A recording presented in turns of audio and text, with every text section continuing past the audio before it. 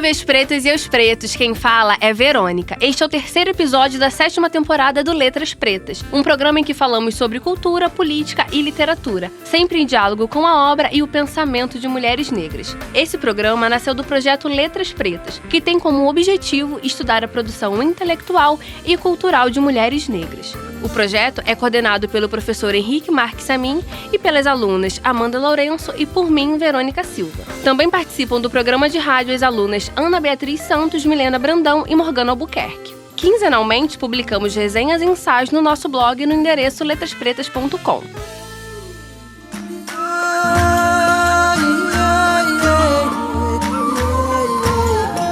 No programa de hoje, a gente vai falar um pouco sobre um grande nome da literatura ruandesa, que construiu suas primeiras obras a partir da dor e da memória.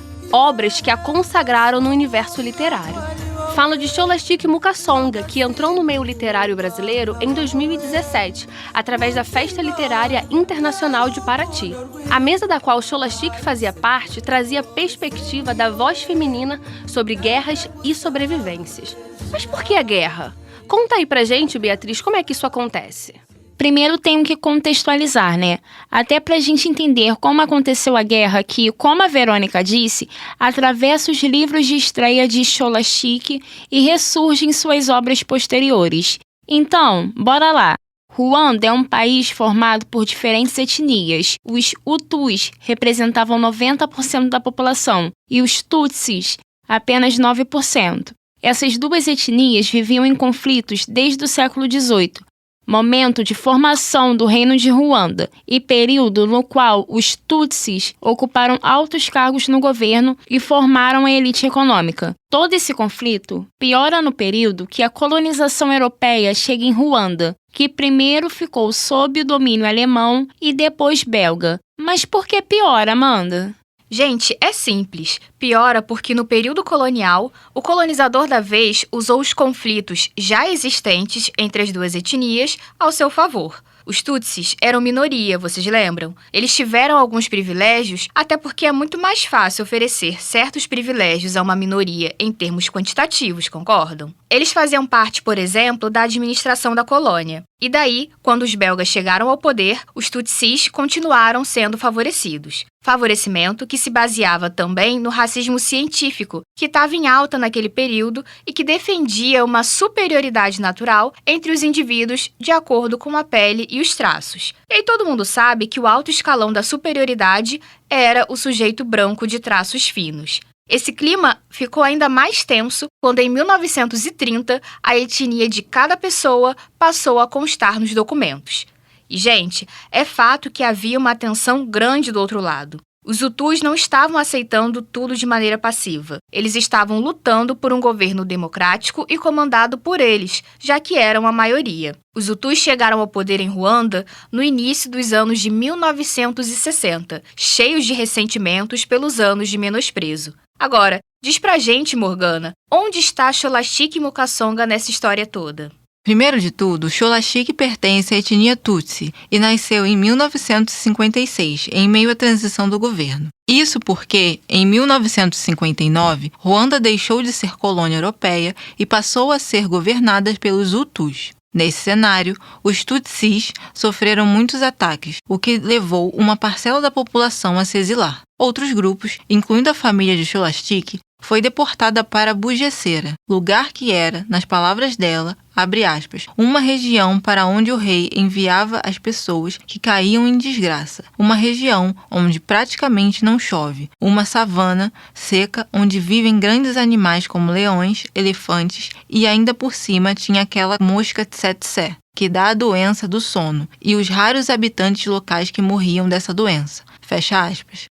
Quer dizer, gente, tinha um projeto muito evidente de extermínio dos Tutsis, né, Milena? Ah, com certeza, Morgana. O que também fica evidente é que rolou uma virada de jogo, regida pelo ódio e pelo ressentimento. Assim teve início, em 1990, a Guerra Civil Ruandesa, que culminou em 1994 no genocídio ruandês. Foram 100 dias de horror, que vitimou 800 mil Tutsis, dentro dos quais estavam os pais, os irmãos, os sobrinhos e mais de 20 familiares de Scholastic. Ela e seu outro irmão, André, sobreviveram porque 2 anos antes do genocídio, sua mãe os mandou para a França para que fugissem da tensão. Foi lá que Scholastic se formou como assistente social. Bom, Scholastic não estava em Ruanda para cumprir o único pedido de sua mãe, Stefânia, e essa ausência foi um dos principais motivadores da escrita de Scholastic, né, Verônica? Com certeza, e principalmente no seu segundo livro. Vocês devem lembrar que no início do programa eu disse que a guerra servia de plano de fundo para as obras de Scholastic. E é exatamente isso que a gente percebe quando lê Baratas, A Mulher de Pés Descalços e Nossa Senhora do Nilo. A gente pode pensar nessas 3 obras como uma trilogia autobiográfica de Scholastic. A primeira delas, Baratas, que se ambienta de 1960 em diante, foi lançada exatamente 10 anos após o genocídio. Tempo necessário, segundo Scholastic, para conseguir narrar todo o ódio e discriminação vivida por ela e por todos os tutsis. Aliás, o título é uma referência ao seu grupo étnico. Representa a forma como eram tratados. E nada melhor que a própria Scholastic para explicar essa relação, né? Lê aí pra gente, Beatriz, o que ela fala sobre essa relação. Essas pessoas chegaram ao fundo da situação. Um genocídio não se faz da noite para o dia. Leva anos. Em Ruanda, levou 30 anos. De 1960 a 1994. 3 décadas em que se fez a manipulação do status dos seres humanos. Eu me lembro de ser tratada não como ser humano, mas como barata.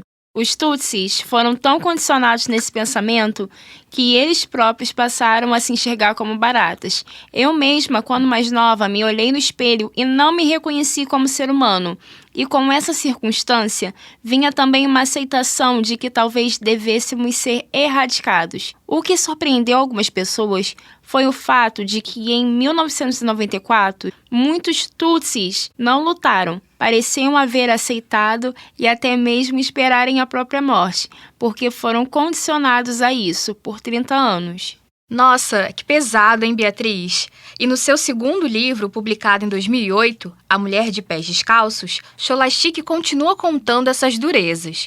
E é interessante enfatizar o verbo contar, porque é esse o lugar que ela reivindica, o de contadora de histórias. É assim que ela descreve sua mãe, a quem dedica esse livro. Quer dizer, a gente está diante de uma narradora-personagem, ou contadora de histórias, que usa as palavras para cumprir uma promessa que não pôde fazer fisicamente. Ela conta pra gente que sua mãe pediu a ela e as suas 2 irmãs mais novas para cobrirem o seu corpo quando ela fosse morta, porque ninguém poderia ver o corpo de uma mãe. Mas como a Morgana contou pra gente ainda há pouco, quando sua mãe foi cruelmente mutilada por facões, Scholastic estava bem longe dali. Daí, a palavra cumpre seu papel de ser o que a gente quiser que ela seja, e foi a partir dela que Scholastic consegue, em certa medida, cumprir sua palavra. Não é, Morgana?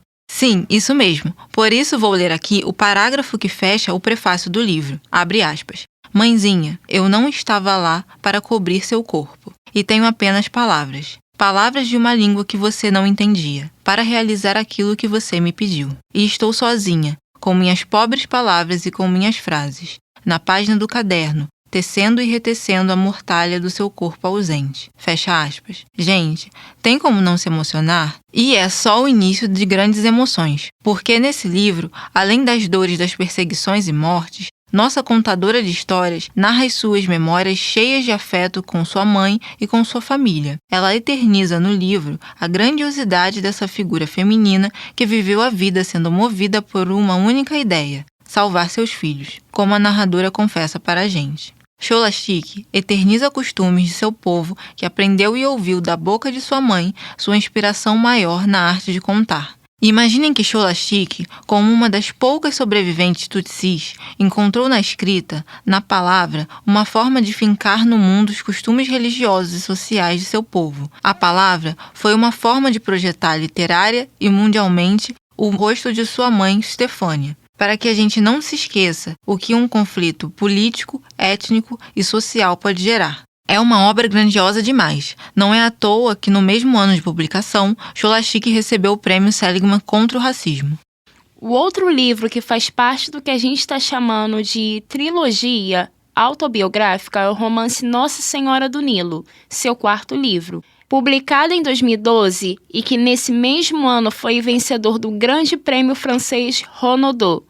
Nesse livro, a narradora conta a história de meninas pertencentes a um colégio interno da elite econômica ruandesa, ou seja, na sua maioria meninas hutus, aceitando apenas 10% de meninas tutsis. Esse colégio é um grande elemento biográfico do romance, porque Scholastic estudou em colégio interno nesses moldes. Nas palavras da própria Scholastic, abre aspas, as conversas das alunas refletem a realidade de Ruanda da época, os conflitos étnicos, o cotidiano e, ao longo das páginas, a tensão política vai crescendo em clima de catástrofe anunciada. Em 2019, esse livro foi adaptado para o cinema por um diretor afegão. Vamos ter que encerrar o nosso papo por aqui por conta do nosso tempo, mas antes disso, gostaria de deixar umas palavras de Scholastic para que a gente não se deixe adormecer diante dos acontecimentos trágicos da vida em sociedade. Então, bora lá. Abre aspas. Parte da condição humana é sempre haver alguém para construir e um outro para destruir.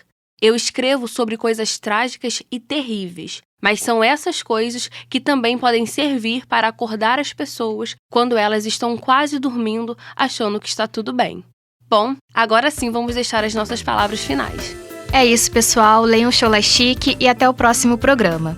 Um abraço e até o próximo programa. Beijão, pessoal. Até! Até o próximo! Lembrando que quinzenalmente publicamos resenhas e ensaios no nosso blog letraspretas.com. Um salve às pretas e aos pretos e até o próximo programa Letras Pretas. Programa Letras Pretas. Produção, Projeto Letras Pretas em parceria com a Rádio UERJ. Realização, Centro de Tecnologia Educacional, CTE.